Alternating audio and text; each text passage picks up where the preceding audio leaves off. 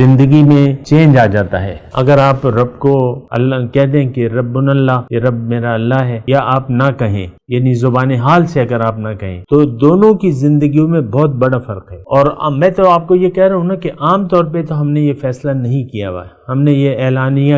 غیر اعلانیہ یہ ہمارا فیصلہ ہے کہ ہم رب اللہ کو رب نہیں بناتے، اور اس کے لیے ہم تیار نہیں ہیں۔ تو اب زندگی میں جو بدلاؤ آئے گا وہ کیا آئے گا؟ وہ یہ ہے کہ آپ کی زندگی آپ پر یعنی مشکل ہو جائے گی، زندگی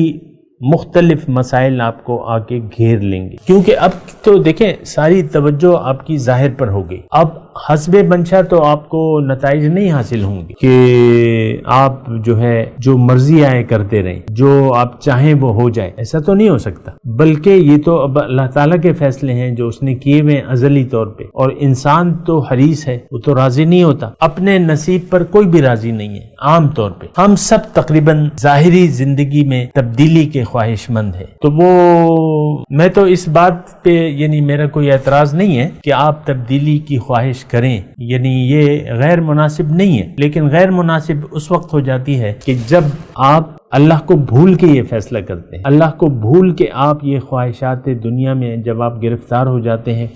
تو پھر یہ ہے کہ آپ کی زندگی مشکل ہونی ہے، کیونکہ من چاہے نتائج تو آپ کو حاصل نہیں ہو سکتے، پھر آپ پریشان ہو جاتے ہیں، ہو سکتا ہے کاروبار میں گھاٹا ہو جائے، ہو سکتا ہے آپ کو نوکری سے نکال دیا جائے، یعنی کوئی بھی چیز ہو سکتی ہے۔